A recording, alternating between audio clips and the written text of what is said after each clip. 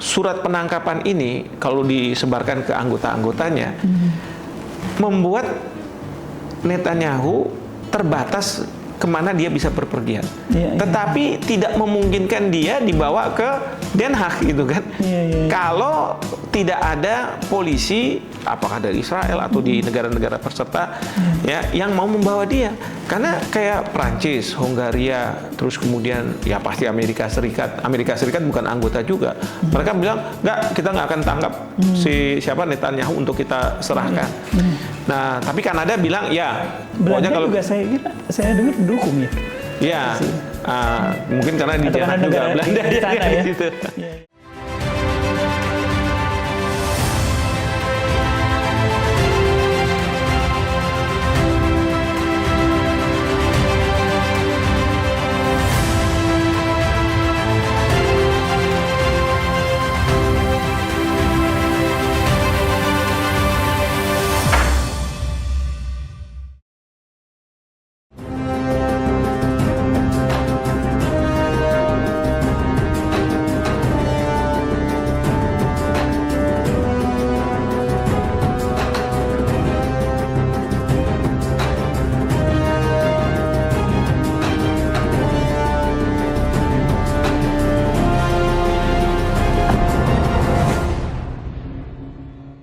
Assalamualaikum warahmatullahi wabarakatuh. Apa kabar sahabat semua? Mudah-mudahan selalu sehat walafiat. Kita kembali ke Law Stories. Kita cerita dan diskusi hukum di sini. Kita tahu setahun terakhir ini keganasan dan kebrutalan Israel di bumi Palestina selalu kita mengikutinya dengan prihatin, dan dalam perkembangan terakhir ICC atau Mahkamah Pidana Internasional telah menetapkan Benjamin Netanyahu dan Menteri Pertahanannya untuk ditangkap dan kemudian diadili di ICC. Kita ingin mengetahui bagaimana efektivitas dari perintah atau penetapan ICC itu dalam konteks hukum internasional, dan untuk itu kita telah kedatangan tamu yang istimewa, tidak lain dan tidak bukan adalah Profesor Hikmahanto Juwana SHLLM PhD, Guru Besar Hukum Internasional Fakultas Hukum Universitas Indonesia. Assalamualaikum Pak Topo. Waalaikumsalam Prof. Topo, luar biasa ini. Saya diundang oleh teman sejawat saya yang sekarang sudah jadi podcaster. Terima kasih banyak. Saya menunggu bisa mengundang Prof. Hikmah ini lumayan sulit juga. Ampun. Ya, karena Prof. Hikmah ini saya perhatikan ada di TV ini. Ya. Gimana, sehat ya, Prof? Sehat, alhamdulillah Prof. Topo. Terima kasih, sehat-sehat. Ya, apa kegiatan kesibukan terakhir apa, Bro? Ya, kesibukan macam-macam, banyak seminar, jadi rektor di Universitas Jenderal Ahmad Yani. Rektor Unjani ya? Alhamdulillah masih, insya Allah sampai April tahun depan saya baru selesai. Lalu sibuk mengajar, ya sebenarnya itulah area-area seperti itu. Menjadi selebritis hukum internasional. Ya, Prof. Hikmah tentu ngikutin ya bagaimana perkembangan di Timur Tengah. Ya. Gimana pandangan Prof. Hikmah mengenai perintah ICC itu? Ya. Jadi gini, pertama ya Prof. Topo, Prof. Topo kan ahli hukum pidana ini kan.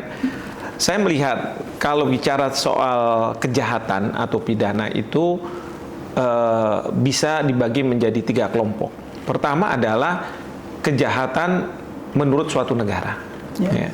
Kejahatan menurut suatu negara kan ditentukan oleh negara tersebut, kedaulatan, berdasarkan pengalaman dan sebagainya. Kadang apa yang jahat menurut Indonesia belum tentu jahat menurut negara lain. Sebaliknya juga seperti itu. Nah, lalu ada juga kejahatan yang bermulanya dari satu negara, tapi ujungnya ada di negara lain, tapi melewati negara-negara tertentu. Sehingga masyarakat internasional mengatakan, kalau kita punya ketentuan yang berbeda, bagaimana kita bisa memberantas kejahatan yang transnasional ini, gitu kan? Sehingga muncullah yang diistilahkan sebagai transnational crime. Ya. Biasanya ya memang harus punya kesamaan, dan kesamaan itu diadakanlah perjanjian antar negara. Ada yang namanya Palermo Convention terkait dengan organized transnational crime itu. Nah, yang ketiga adalah kejahatan yang menurut masyarakat internasional adalah perbuatan jahat. Ya. Nah, ini yang disebut sebagai kejahatan internasional yang dibagi menjadi dua hal. Pertama adalah bajak laut. Karena bajak laut itu kalau misalnya mereka ada di laut lepas, kan mereka akan bilang nggak ada yurisdiksi terhadap saya. Nah, sehingga berlakulah ya yang namanya yurisdiksi universal. Jadi setiap negara kapan saja, di mana saja dia bisa menangkap, gitu kan? Misalnya ada kapal-kapal pembajak yang di Somalia, ada kapal-kapal dari macam-macam negara gitu kan. Ya. Nah, mereka masuk dan lain sebagainya. Itu kapan aja. Karena kalau dikembalikan ke Somalia, Somalia aja negara yang gagal gitu ya, failed state. Itu satu, bajak laut. Yang kedua adalah ini peristiwa setelah Perang Dunia Kedua, yaitu yang disebut sebagai serious crime, most serious crime. Ya. Nah, ini yang kemudian dalam bahasa Indonesia diterjemahkan sebagai pelanggaran HAM berat. Ya. Nah, pelanggaran HAM berat ini prinsipnya ada 4. Pertama adalah kejahatan terhadap kemanusiaan. Yang kedua adalah genosida. Yang ketiga adalah kejahatan perang. Dan yang terakhir adalah kejahatan agresi. Nah, jadi ada nih yang namanya pelanggaran HAM berat ini.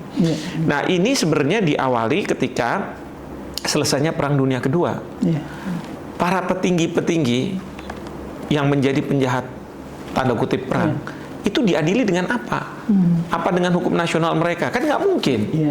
Apa diadili dengan hukum negara lain, hukum bidang? Kan juga nggak mungkin, kejadian nggak di situ.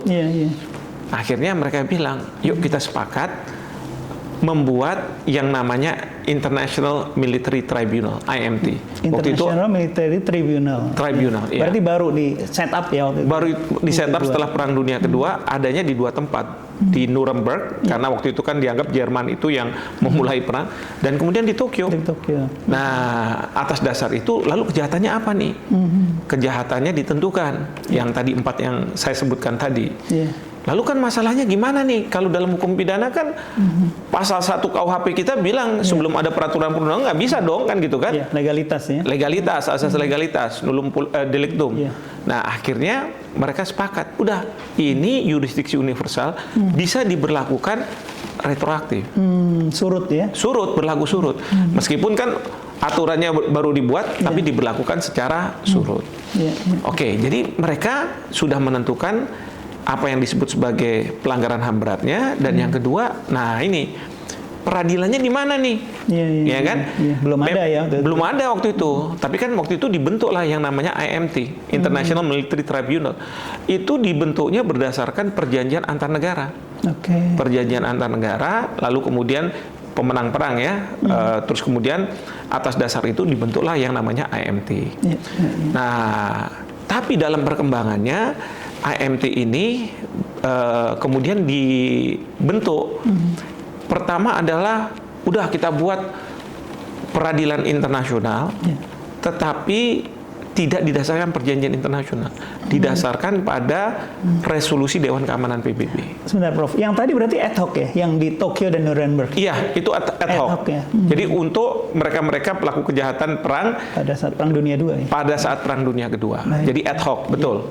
Nah, terus kemudian yang ad hoc lagi adalah yang didasarkan pada resolusi Dewan Keamanan PBB. Itu ada ICTY, International Criminal Tribunal for Yugoslavia, former Yugoslavia. Satunya lagi ICTR, International Criminal Tribunal for Rwanda. Nah, tapi pernah ketika jajak pendapat selesai, mau dibentuk oleh Dewan Keamanan PBB itu ICTET, International Criminal Tribunal for East Timor. Wah, negara kita ya? Iya, negara kita. Nah, tapi waktu itu hampir ya? Hampir, karena waktu itu pemerintah melobi salah satu negara yang punya hak veto, Cina. Dan pada waktu itu pemerintah bilang, gini, nggak usah dibentuk, tapi kami akan buat. Nah, akhirnya dibuat pengadilan HAM. Indonesia sendiri ya? Berarti. Indonesia sendiri. Pengadilan HAM ini sebenarnya dia jadi punya yurisdiksi. Jadi selain peradilan internasional yang tadi ad hoc dari IMT dan ICT, International Criminal Tribunal for Yugoslavia dan Rwanda, Ada Sierra Leone juga gitu ya. Oke. Terus kemudian Hampir Indonesia, hampir Indonesia timur, ya. ya. Nah, tapi terus kemudian ada yang yurisdiksi nasional. Nah, misalnya kita di mana dulu kan kita sebelum ada pengadilan HAM nggak bisa, ya kan? Oh, jadi sejarahnya dari situ. Dari situ. Oh, okay. Nah, pengadilan HAM, tapi di dalam undang-undang pengadilan HAM itu hanya ada 2 kejahatan. Pertama adalah kejahatan terhadap kemanusiaan. Terus kedua adalah genosida. Nah, yang 2 lagi nggak ada. Nah, jadi cuma 2 itu dan kemudian bisa diberlakukan secara retroaktif. Jadi mundur ke belakang awalnya sih untuk Timor Timur, tapi kan mungkin pemerintah pada waktu itu masa cuma Timor Timur aja. Akhirnya dimundurkan juga untuk kasus Tanjung Priok. Yang tahun 1984 kalau saya tidak salah itu ya. Nah, jadi itu. Nah, di samping itu ada juga negara-negara yang mengklaim bahwa saya punya yurisdiksi. Misalnya Belgia, ya.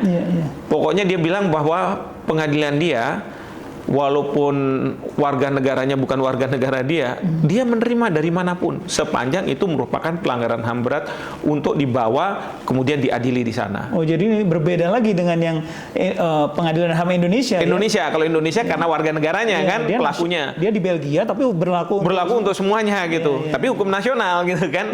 Dasarnya apa? Bukan konvensi. Bukan konvensi. Jadi itu negara itu sendiri yang menentukan bahwa saya punya yurisdiksi. Ya kan? Nah, itu yang terus kemudian mereka ya siapa aja waktu itu termasuk Yasser Arafat pernah dibawa ke sana, terus kemudian Ariel Sharon juga pernah dibawa ke sana ke Belgia. Cuman masalahnya satu, nangkepnya gimana? Kasusnya sempat ditetapkan untuk diadili tapi nggak pernah terjadi. Nggak pernah terjadi karena nggak bisa. Kan harus kerjasama dengan polisi dari negara di mana orang itu berada. Nah, polisi misalnya waktu Ariel Sharon mau diadili, kan polisi Israel masa mau polisinya mau bawa kan gitu kan, itu yang jadi masalah. Nah, seperti itu ada juga yang menyatakan diri bahwa saya ini bersedia. Sebenarnya di Indonesia kemarin ini dibawa ke Mahkamah Konstitusi Undang-Undang Pengadilan HAM itu untuk bisa membuka selain warga negara Indonesia. Karena pada waktu itu teman-teman aktivis HAM melihat bahwa bagaimana nih kasus Myanmar. Jadi kalau misalnya nanti pemimpin tertingginya Myanmar datang ke Indonesia, ya udah nanti bisa dibawa ke pengadilan HAM. Formatnya mau dibuat seperti yang Belgia itu. Jadi tidak harus warga negara Indonesia. Kalau pengadilan HAM sekarang masih warga negara Indonesia begitu. Nah, jadi seperti itu perkembangannya. Pengadilan nasional itu ad hoc, yang pengadilan nasional itu sifatnya permanen. Sampai satu ketika masyarakat internasional bilang, kenapa kita nggak buat yang permanen? Itulah kemudian muncul Statuta Roma, ya, yang mendirikan, kalau Prof Topo bilang Mahkamah Pidana Internasional. Nah, kalau saya Mahkamah Kejahatan Internasional. Tapi kan pidana sama kejahatan sama nih ya. Karena itu international International Criminal Court gitu kan. Nah, jadi ICC ada. Nah, ICC ini sebenarnya kayak peradilan misalnya Mahkamah Agung kita zaman dulu. Kalau misalnya kita lihat zaman Belanda, Mahkamah Agung itu kejaksaan agung itu di bawahnya Mahkamah Agung. Di bawah Mahkamah Agung. Iya kan? Nah, nanti Kejaksaan Agung dia punya nih yang polisi-polisi yang sebenarnya di bawahnya dia. Betul. Tapi kan di Indonesia perkembangannya jadinya sekarang lain-lain nih ya. Terfragmentasi karena polisi mau di bawah jaksa tentu. Dulu kan di bawahnya ABRI, jadi ABRI. Setelah ABRI jadi independen, ada presiden langsung gitu kan. Jaksa nggak mau di bawah Mahkamah Agung. Polisi nggak mau di bawah jaksa. Nah, itu yang kadang-kadang buat perkara itu kadang-kadang bolak-balik ya. Yang di ICC beda ini ya. Di ICC beda. Jadi memang ada ICC, tapi ada peradilannya, ada kejaksaannya, yang nggak ada kepolisian. Kepolisiannya nggak ada mereka. Jadi kejaksaannya bisa membuat surat penangkapan, tapi dia harus bekerja sama dengan kepolisian dari negara-negara tertentu. Penyidiknya berarti di bawah Kalau Bukan di bawah penyidiknya di bawah ICC. Oke. Yang Jadi jaksa itu bisa menyidik mungkin ya? jaksa bisa menyidik. Jaksa bisa menyidik yang ya memang dia menyidik terus kemudian menjadi penuntut umum. Jadi menginvestigasi, cari informasi, terus membangun argumentasi, terus kemudian dituntut di ICC-nya itu.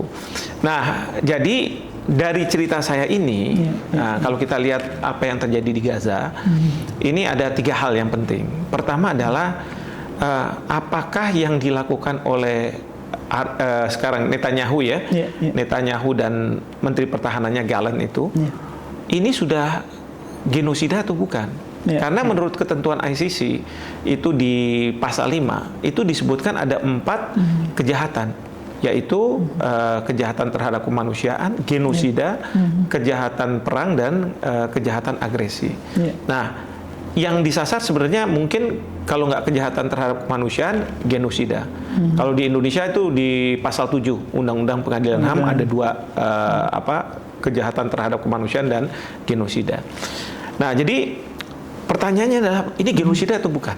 Jadi atau materialnya itu ya, secara materialnya ini iya atau tidak? Nah, tapi yang namanya jaksa kan boleh dia bilang katanya ini diduga, diduga sehingga apa?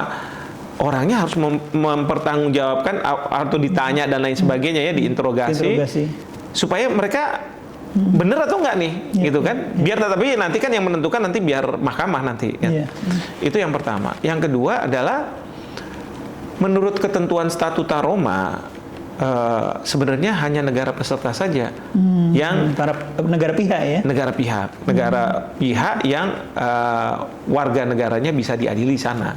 Kalau dia bukan negara pihak nggak bisa. Israel itu negara pihak? Tidak. Oh, Israel bukan negara pihak. Bukan negara pihak, tapi Palestina iya. Jaksa penuntut umum dari Mahkamah Kejahatan Internasional itu mendasarkan diri pada karena Palestina menjadi pihak dan kejadiannya di Gaza, di Palestina, maka dia punya kewenangan. Nah, dia punya kewenangan. Nah, itu yang kedua. Nah, yang ketiga, nah ini yang masalah problematik ini, yaitu karena nggak ada kepolisiannya. Ya kan? Karena tidak ada kepolisian sehingga siapa yang melakukan yang mencari fakta-fakta, yang menangkap segala macam nggak tahu ya. Iya, ya kan? Nah, oleh karena itu surat penangkapan ini kalau disebarkan ke anggota-anggotanya membuat Netanyahu terbatas kemana dia bisa berpergian. Tetapi tidak memungkinkan dia dibawa ke Den Haag gitu kan. Kalau tidak ada polisi apakah dari Israel atau di negara-negara peserta ya yang mau membawa dia. Karena kayak Prancis, Hongaria, terus kemudian ya pasti Amerika Serikat. Amerika Serikat bukan anggota juga. Mereka bilang, enggak, kita nggak akan tangkap siapa Netanyahu untuk kita serahkan. Nah, tapi Kanada bilang, ya. Belanda kalau juga saya dengar dukung ya. Ya, mungkin karena di daerah juga Belanda di sana, ya, di situ. Ya, seperti itu. Nah, jadi mereka bilang katanya, ya kita siap untuk bawa Netanyahu ya, kayak Kanada dan lain sebagainya itu. Tapi kalau Amerika Serikat justru menentang, bahkan mengatakan pokoknya ya kalau misalnya ini diteruskan itu yang namanya hakimnya atau misalnya jaksa penuntut umum kalau misalnya mau ke Amerika kita nggak bolehin ini dan sebagainya, pokoknya dibuat susah. Bahkan kalau dulu itu ada undang-undang di Amerika Serikat yang kalau tapi ini warga negara Amerika Serikat ada prajurit masuk sana maka itu bisa diinvasi Belanda itu, Den Haag itu untuk membebaskan si prajurit itu. Dia punya undang-undang khusus kayak begitu karena anti bener nih Amerika Serikat. Undang-undang nasionalnya tapi bisa intensif ke negara lain. Negara besar ya kayak begitulah. Termasuk kita Indonesia, kita disuruh sama Amerika Serikat untuk menandatangani yang namanya Non-Surrender Agreement (NSA). Jadi kalau misalnya ada prajurit Amerika Serikat berada di Indonesia, lalu ada perintah penangkapan dari Mahkamah Kejahatan Internasional lewat JPU-nya, itu dengan adanya NSA kita nggak boleh ngirim. Walaupun kita ini bukan anggota sebenarnya. Pihak juga ya. Bukan pihak, tapi disuruh sama Amerika kayak gitu. Kita nggak mau, ya kan? Sampai hari ini masih belum. Tapi Amerika dorong supaya negara-negara anggota mereka taken NSA ini. Ini Prof, saya sedikit potong ya Prof. Jadi kalau saya resume tadi ada 3 persoalan ya, hukum materialnya, ya kan, soal apakah masuk definisi atau unsur-unsur atau tidak. Yang kedua soal hukum acaranya atau prosedurnya, ya. Dan yang ketiga soal efektivitasnya, bisa atau tidak bukan penangkapan itu, ya. Betul. Nah, apa mungkin, Prof, setelah dia tidak menjabat lagi sebagai presiden, misalnya Netanyahu, mungkin nggak itu? Mungkin. Kalau misalnya kaitan dengan ICTY ya, International Criminal Tribunal for Yugoslavia, itu kan ada misalnya kayak Slobodan Milosevic dan lain sebagainya. Tapi ini bukan di ICC ya. Bukan di ICC. Udah nggak menjabat lagi. Nah, pemerintahan yang baru anti terhadap mereka, ya kan biasa kan oposisi naik gitu kan, langsung dikirim gitu jadi kan. mereka yang melakukan penangkapan tuh dengan sukarela, dengan senang hati. Sama juga kayak di Afrika juga modelnya kayak begitu. Jadi kan di Afrika seringkali berganti pemimpin bahkan karena kudeta dan lain sebagainya. Jadi yang kalah udah dikirim. Tapi Afrika sekarang bilang, kok sekarang cuman terdakwanya dari negara kami. Mana tuh yang dari Amerika, mana tuh yang dari Eropa? Kan mereka juga melakukan itu, tapi kok enggak gitu kan? Nah, ini makanya yang ICC ini sekarang juga banyak dipertanyakan. Ya, Prof, tadi menarik kalau apa ya, mungkin implisit tadi Prof Hikmah sampaikan tentang ketimpangan antara negara besar seperti Amerika dan lain-lain dengan negara kecil. Amerika main perintah-perintah aja misalnya ya. Nah, terkait dengan ICC ini kan Amerika bukan pihak, ya kan? Indonesia juga bukan pihak ya. Prof Imam mohon jelaskan itu kenapa begitu? Indonesia itu kenapa sih tidak jadi pihak? Saya termasuk salah satu yang tidak setuju kalau Indonesia meratifikasi statuta Mahkamah Kejahatan Internasional. Ada 3 alasan. Pertama, kita kan udah punya pengadilan HAM, ya kan? Kenapa kita harus harus pergi ke Mahkamah Kejahatan Internasional? Satu, dan juga awareness masyarakat terhadap pelanggaran HAM berat itu kan sangat besar di Indonesia karena peristiwa-peristiwa masa lalu dan lain sebagainya. Satu, yang kedua, kalaupun kita ikut gitu ya, itu kan nggak bisa berlaku retroaktif. Karena seringkali banyak pihak yang mengatakan, udah kalau kita masuk ke Mahkamah Kejahatan Internasional, nanti kita berlakukan untuk yang peristiwa PKI lah, ya kan, pembunuhan besar-besaran mungkin, terus di ini, di situ, gitu kan. Nah, yang ketiga, saya nggak merasa ini fair. Kita ini ya diceramahin sama negara-negara barat, negara-negara maju. Ini HAM ya, pelanggaran HAM begini. Tapi giliran dia punya kepentingan, dia nggak mau.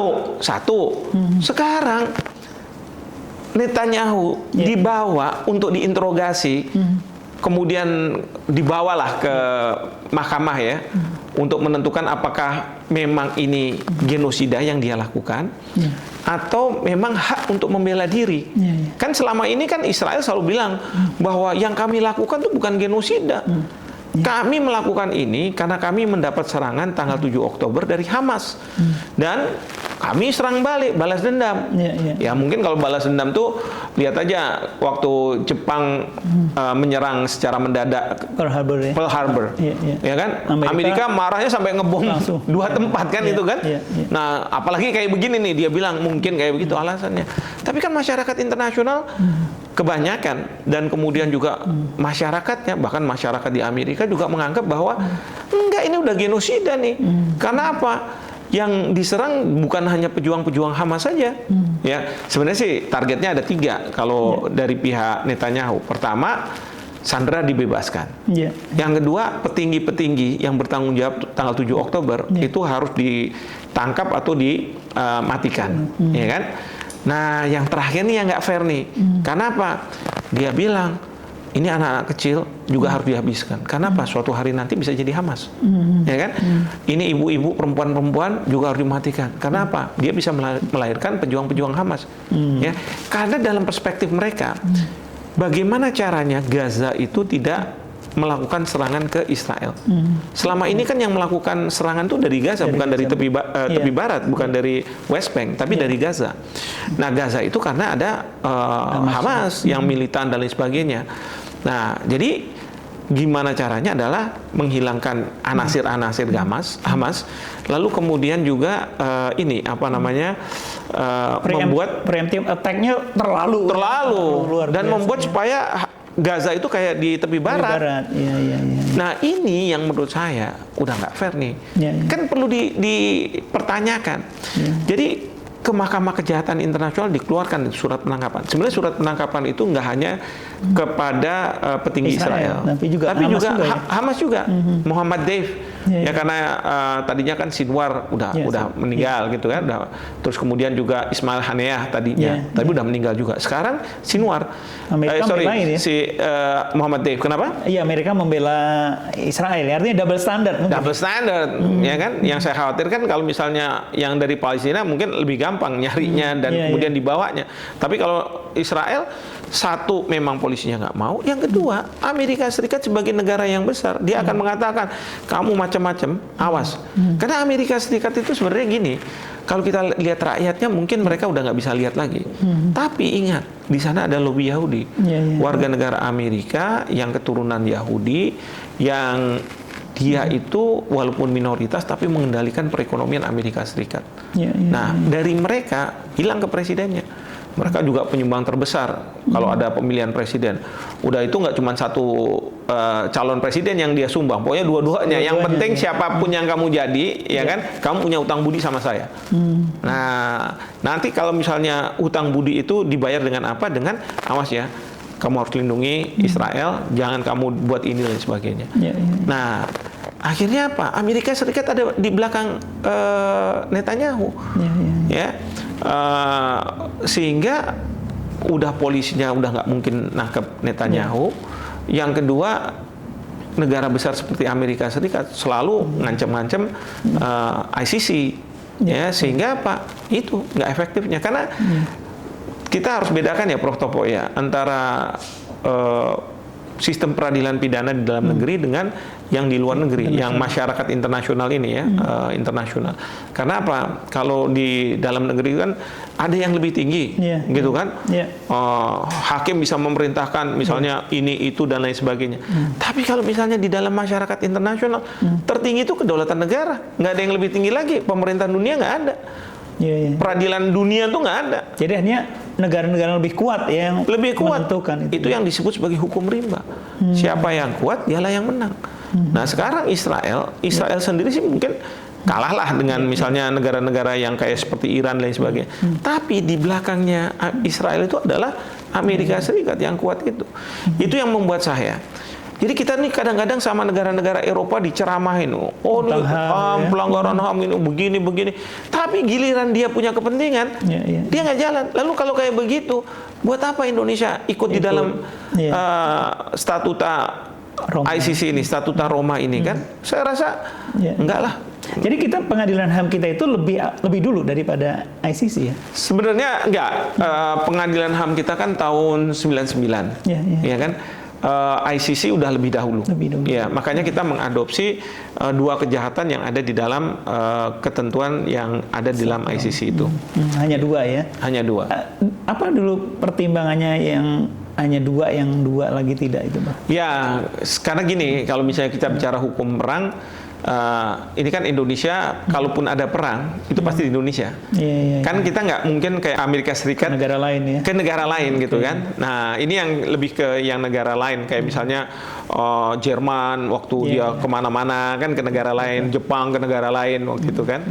Nah, terus kemudian perang agresi juga nggak kita adopsi karena masa iya sih Indonesia mau melakukan agresi gitu ya, walaupun mungkin di kacamata negara lain waktu Timur kita menganeksasi nih, agresi kan gitu kan.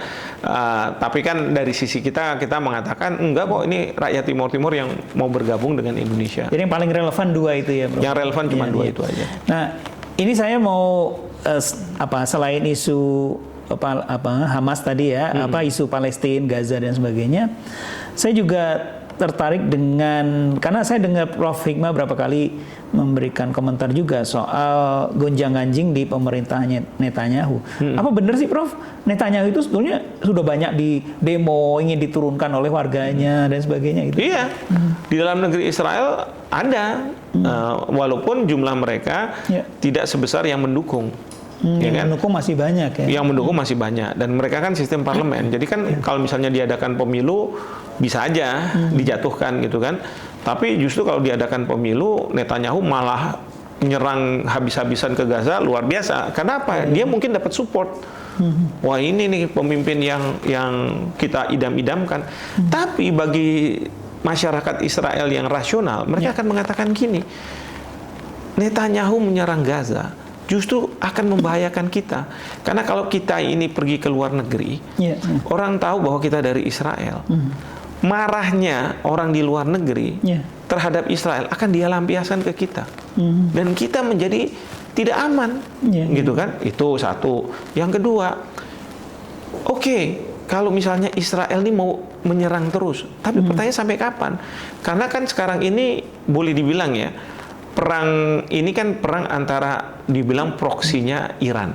Kayak Hamas, Houthi, Hizbullah gitu. Itu kan sebenarnya di belakangnya adalah Iran, ya kan?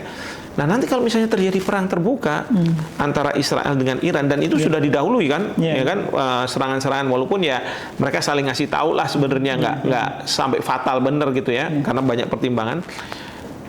Apa namanya, ini kalau sampai benar-benar terbuka, terus kemudian Iran dibantu sama Rusia atau negara-negara lain, sementara di sini Amerika, ini kita bisa perang dunia ya? Bisa perang dunia, apalagi yang sudah punya senjata nuklir. Ya, kan? Sebetulnya banyak pihak menahan diri juga ya, Prof, ya, sekarang ini. Betul, banyak pihak yang menahan diri untuk supaya tidak terjadi.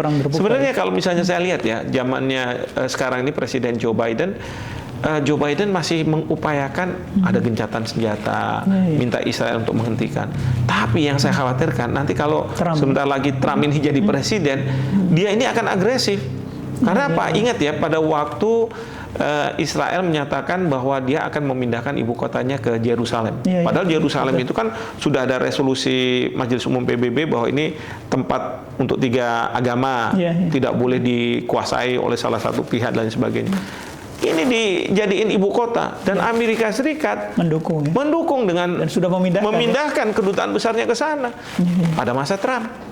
Jadi Trump ini kalau misalnya jadi presiden, yang saya khawatirkan itu akan berada di belakang Israel ini, waduh, sangat kuat. Memang dia waktu membuat pidato kemenangannya setelah hitung cepat, beliau mengatakan bahwa saya nggak akan menyerang. Dugaan saya, dia akan ngomong sama Iran, Iran, saya nggak akan nyerang ya, tapi awas kamu nyerang Israel. Tapi saya kasih kompensasi nih, kompensasinya adalah Palestina, saya minta Israel untuk dimerdekakan. Nah, cuman masalahnya bagi Iran ataupun Hamas gitu ya, Palestina merdeka itu nggak boleh ada Israel. Nggak boleh ada Hamas ya? Nggak boleh ada Hamas, hanya boleh di tepi barat gitu ya? Enggak, jadi sama sekali Israel harus hilang dari peta. Israelnya bukan ini. Jadi Iran ataupun Hamas itu sebenarnya menghendaki nggak boleh two state solution. Kalau Fatah kan two state solution. Kalau Indonesia kita bilang two state solution. Artinya ada hanya Palestina. Hanya Palestina. Karena Israel berdiri di atas tanah ilegal kan, tanahnya ini. Nah, kalau kita Indonesia sama Fatah, kita setuju two state solution, cuman batas-batas tanahnya itu ada di mana. Karena sejak tahun 1967 kalau saya nggak salah, itu yang namanya Israel selalu mengambil tanah.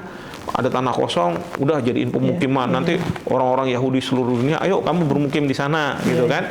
Atau misalnya ada orang Palestina punya tanah, ya, dibeli atau disengketakan sehingga orang-orang ini terusir, gitu kan? Jadi itu nanti diduduki oleh orang Israel, gitu kan? Karena pengadilan juga pro terhadap mereka, gitu kan?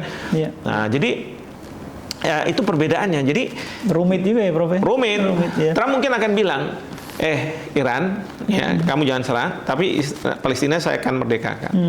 Ya, tapi kan Iran mungkin nggak bisa terima, ya kan? Mungkin Iran bisa aja nyerang Israel. Nah, disitulah Trump akan bilang, saya serang habis Iran. Kalau sekarang kan berapa kali kemarin serang-serangan antara Israel sama Iran, itu kan masih terkendali menurut saya. Korbannya pun sangat minim ya. Minim. Dan itu juga ibaratnya dikasih tahu, jadi informasi intelijen akan dilakukan serangan, dan siap-siap. Juga serangannya juga di ibu kota gitu kan. Seperti itu. Nah, Prof, ini mungkin yang terakhir ya, karena sangat menarik sebetulnya diskusi.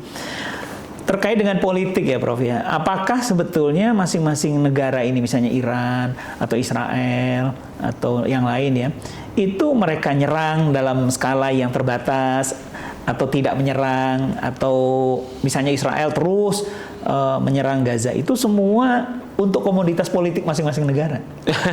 Karena kan misalnya kalau dia nggak nyerang, misalnya Iran nanti dianggap dianggap pengecut dan sebagainya, atau tidak ada solidaritas terhadap Palestina sehingga takut secara politik nanti lemah. Israel juga begitu. Gimana pandangan? Ini kombinasi. Oh, kombinasi. Ya? Kombinasi.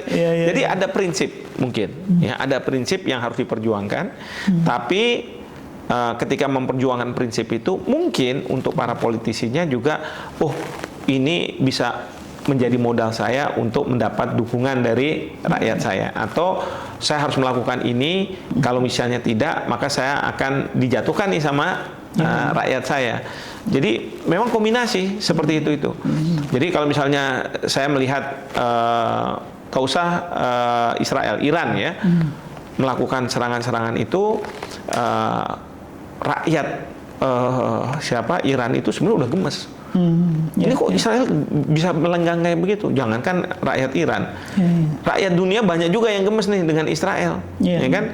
Maka mereka mungkin di mulut mengatakan, wah ini Iran jangan dan lain sebagainya, tapi dalam hati ya alhamdulillah juga kalau nggak kayak gini nggak dapat pelajaran nih kan. Bersorak juga ya ketika bersorak gitu, ratusan rudal. Betul. Demikian juga Israel, saya rasa Netanyahu juga seperti tadi saya katakan, kalau nanti ratingnya dia kurang, dia akan melakukan serangan. Cuman masalahnya adalah melakukan serangan, melakukan perang, ini kan perlu dana, anggaran. Pertanyaan dari mana? Dan sampai berapa lama sebuah negara itu bisa melakukan serangan-serangan kayak begini, menghabiskan banyak dana, sementara mungkin rakyatnya nggak bisa melakukan kegiatan-kegiatan. Kalau Israel sih dibantu sama Amerika, banyak nih senjata-senjata yang dibantu, terus kemudian juga uang dan lain sebagainya. Tuh. Ya kayaknya kompleks dan ruwet ya saya kira ya Prof ya. Tapi ya kita berharap mudah-mudahan ada solusi mungkin ya Prof ke depan. Ya, memang sih terus terang masyarakat internasional kan berharap PBB. Nah, PBB ini ke Dewan Keamanan PBB, tapi kan nggak bisa, soalnya Amerika Serikat selalu menggunakan vetonya. Ke Majelis Umum PBB, kalau kita lihat misalnya ada resolusi untuk gencatan senjata dan sebagainya, mayoritas setuju. Tapi masalahnya resolusi Majelis Umum PBB ini soft law ya? Iya, nggak lemah lah, nggak punya giginya, nggak punya taringnya kan.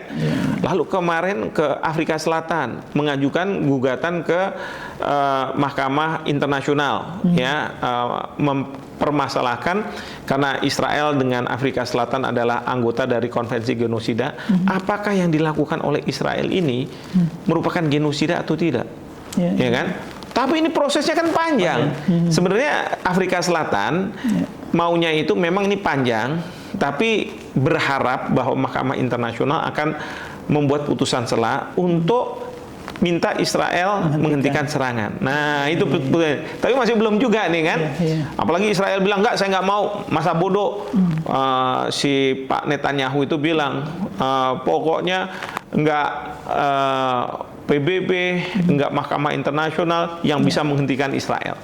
Nah, yang terakhir yang dilakukan oleh Mahkamah Kejahatan Internasional atau ICC ini, mereka sudah mengeluarkan surat penangkapan, bukannya mendapat kerjasama dari polisi setempat dan sebagainya, malah diancam juga oleh Amerika Serikat dan lain sebagainya. Invasi. Sehingga apa? Itu tadi memang ada lembaganya, tapi pertanyaannya efektif atau enggak di dunia yang berlaku adalah hukum rimba ini.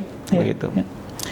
Makasih banyak Prof Hikmah. Saya mendapat ya mungkin teman-teman juga yang mengikuti podcast ini mendapat banyak pelajaran juga, banyak informasi, analisis dari Prof Hikmah. Terima kasih banyak. Mudah-mudahan kapan-kawan masih berkenan sharing di podcast kita ini.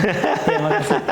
Ya, sahabat semua, tadi bagian yang berapa kali Prof Hikmanto sampaikan, ya inilah hukum rimba yang berlaku. Jadi ketika yang kuat punya kemauan dan punya keinginan, maka dia bisa menentukan macam-macam hal. Sementara hukum internasional dikangkangi, macam-macam resolusi, perintah dari ICC dan sebagainya ya diabaikan ya oleh Israel. Jadi kita tetap berharap ke depan ada solusi bagi rakyat Palestina yang terus-menerus menderita akibat serbuan dari Israel ini.